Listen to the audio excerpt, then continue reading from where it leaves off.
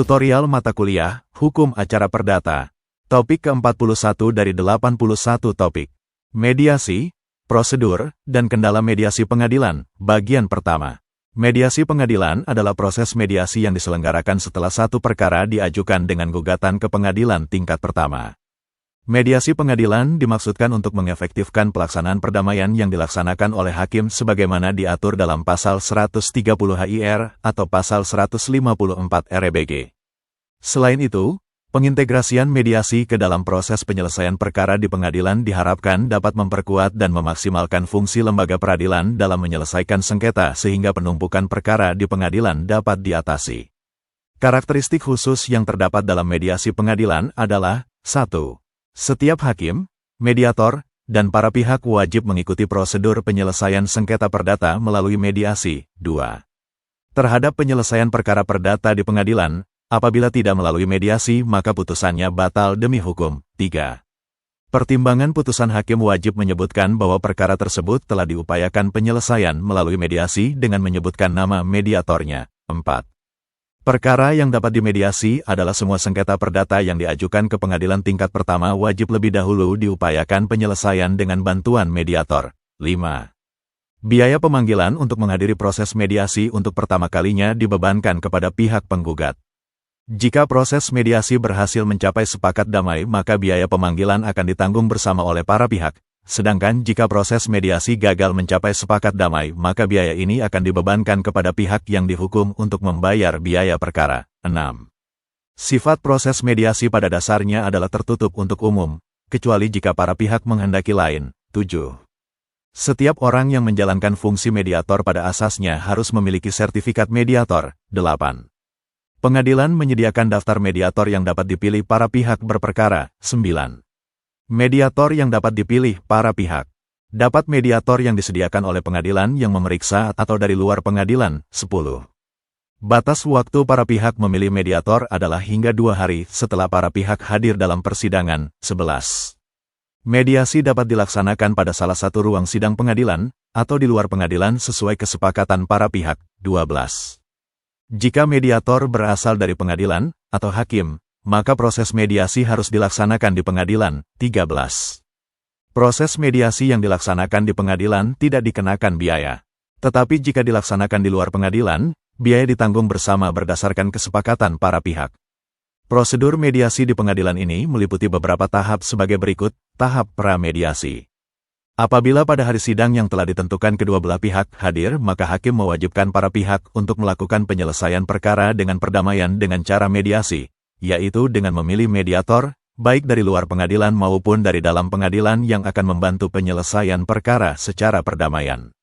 Pada asasnya mediator harus bersertifikat, kecuali di daerah hukum pengadilan negeri tidak ada mediator yang bersertifikat, maka hakim tanpa sertifikat menjadi mediator.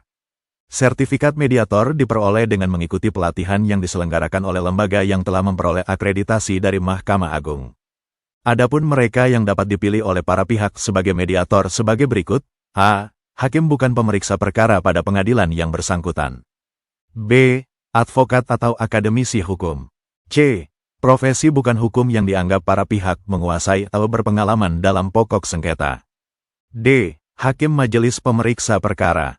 E. Gabungan antara mediator sebagaimana pada huruf A dan D, atau gabungan antara mediator pada huruf B dan D, atau gabungan antara mediator pada huruf C dan D. Dari kenyataan di atas, maka tampak bahwa dalam satu proses mediasi ada kemungkinan terdapat lebih dari satu orang mediator. Jika terjadi hal demikian, maka pembagian tugas mediator ditentukan dan disepakati oleh para mediator sendiri. Untuk memudahkan para pihak memilih mediator, Ketua Pengadilan Negeri menyediakan daftar mediator yang memuat sekurang-kurangnya 5 nama mediator disertai dengan latar belakang pendidikan atau pengalaman para mediator. Daftar mediator ini setiap tahun dievaluasi dan diperbaharui oleh Ketua Pengadilan Negeri. Apabila dalam pemilihan mediator tersebut, antara para pihak, 1.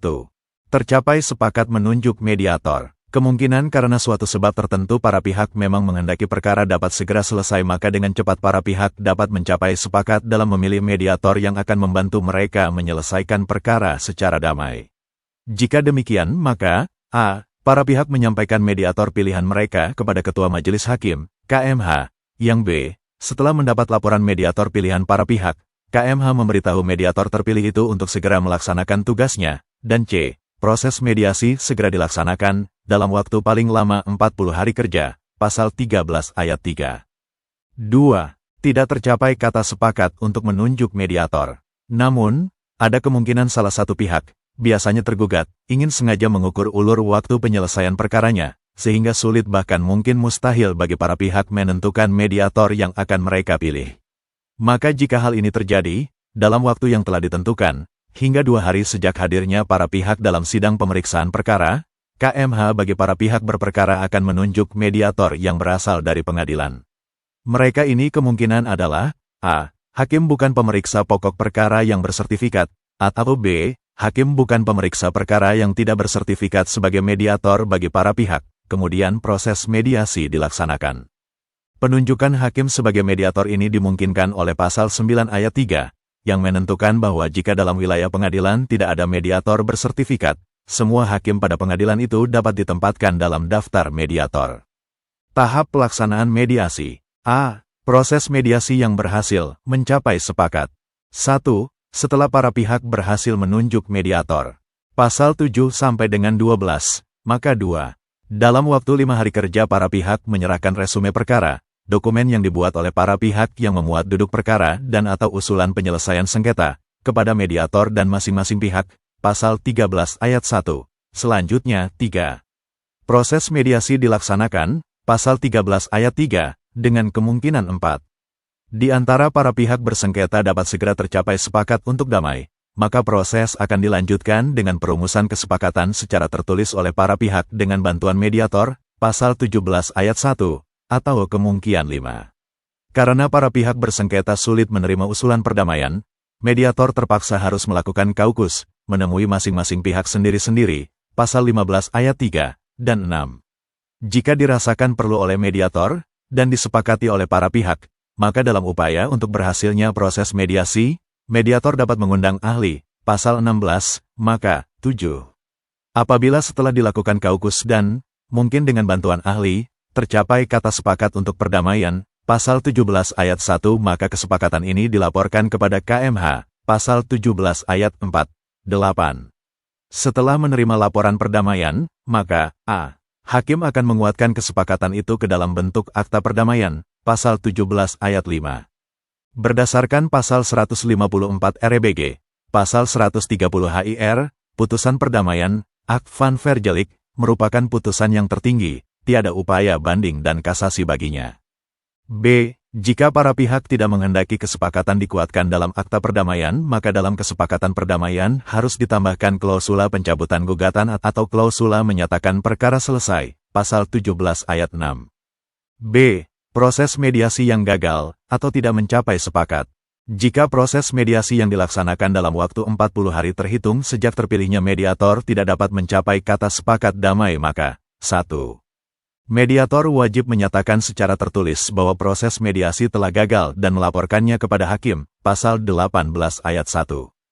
2. Setelah menerima laporan dari mediator bahwa upaya perdamaian yang dilaksanakan gagal, maka KMH akan segera melanjutkan persidangan dengan pemeriksaan terhadap pokok perkaranya, pasal 18 ayat 2. 3. Meski demikian dalam setiap tahap pemeriksaan perkara, hakim tetap berwenang menganjurkan perdamaian di antara para pihak berperkara, pasal 18 ayat 3, 4. Apabila anjuran hakim untuk berdamai akhirnya diterima para pihak, maka tenggang waktu perdamaian adalah 14 hari dihitung sejak para pihak menyatakan niat mereka. Tahap pasca proses mediasi. Apabila proses mediasi telah selesai, apakah berhasil mencapai sepakat perdamaian atau tidak, proses mediasi tidak dapat dikait-kaitkan dengan proses persidangan pemeriksaan pokok perkara tersebut. Ini berarti bahwa 1. Apabila para pihak gagal mencapai kesepakatan untuk damai, maka pernyataan dan pengakuan para pihak pada saat proses perdamaian berlangsung tidak dapat dipergunakan sebagai alat bukti dalam persidangan pemeriksaan pokok perkara atau perkara lain. Pasal 19 ayat 1. 2.